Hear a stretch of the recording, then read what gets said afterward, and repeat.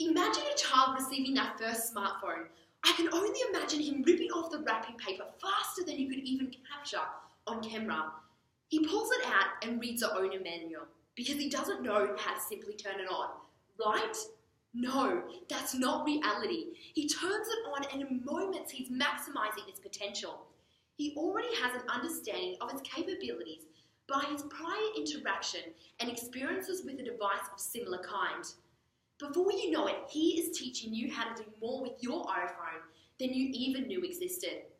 If this is our current reality, then why are we still teaching students using an owner's manual? Imagine walking into an office and seeing a secretary writing data on a typewriter. How does this picture compare with the society we live in today? In the 21st century, there has been a rapid growth in the use and development of technology, which has altered the approaches to education and the way in which we live and contribute to society as a global citizen. Dr. Michelle, a former secretary for the Department of Education in New South Wales, claims that many children are starting school technologically literate. So with this understanding, we as educators must ask ourselves, to what effect should technology have on teaching and learning in the 21st century? So in this society in which we live, where handwriting is replaced with typing, lectures with videos, meetings with video conferences, where forms are done online and any information you want is but a click away, what do students need to be equipped with to be successful in life?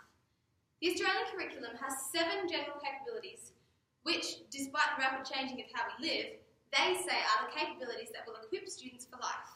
These are literacy, numeracy, critical and creative thinking, personal and social capability, ethical understanding, intercultural understanding, and information and communication technology, or ICT. It is these skills that an employer will be looking for in their job applications, not the memorization of facts or the ability to write neatly. John Cook asks, what do you learn just in case you need it in the future, and what do you learn just in time when you do need it? In schools, especially in the older grades, we are constantly teaching our students information just in case they need it in the future. Whereas the most motivated learning is when people learn things just in time, information that they need to use right then and there or in the near future. As Cook says, you can only remember so much arbitrary information without a specific need for it. So as teachers, we obviously cannot cut out all the just-in-case learning, but we do need to be equipping our students with the skills to be able to learn and access information and understanding just in time when they need it. Technology is a powerful tool that can enhance learning and serve as an educational platform in the classrooms today. Murphy, in his journal Meaningful Connections, Technology in the Primary Classroom, writes, "We are at the ground floor of a new world full of imagination, creativity, innovation, and digital wisdom. We are going to have to create the education of the future because it simply doesn't exist anywhere today. Thanks to technology, learning opportunities are endless. Technology can be integrated into learning in a variety of different ways, which allows for students to build 21st century skills to investigate, create, and communicate." An example of implementing ICT in the classroom is Ruben Pentadura's SAMR model, where classrooms are flipped by having students introduced to content at home with videos and online learning tools. This gives a teacher an increased amount of time in the classroom for students to actively learn by inquiry, trial and error, and problem solving in a hands-on, practical way. Tools that can enhance efficiency and organisation in this style of learning can be found in the Google Suite. For example, documents and worksheets cannot be lost if they are written online, using Google Docs.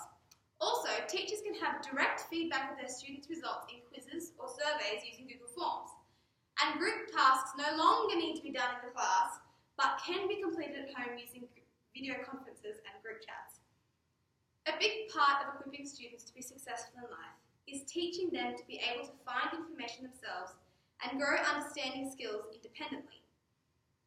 Therefore, the skill of researching online to find specific information cannot be ignored in the classroom. The use of applications in technology is a brilliant way to enhance students' interest in understanding content and information. They can also be used as an aid in delivering engaging and meaningful lessons. Some examples of educational apps are Kahoot, Hopscotch, and Instructables. We believe that using these new innovative learning technologies holds the power to effectively prepare students for the future. So why do some people succeed and others fail? Angela Duckworth asked this question in her book Grit, The Power of Passion and Perseverance, where she discusses the answers that she finds, that success is not determined by the natural talent as much as the identifying of our passions and following through on our commitments. That being the case, shouldn't this be the main focus of education?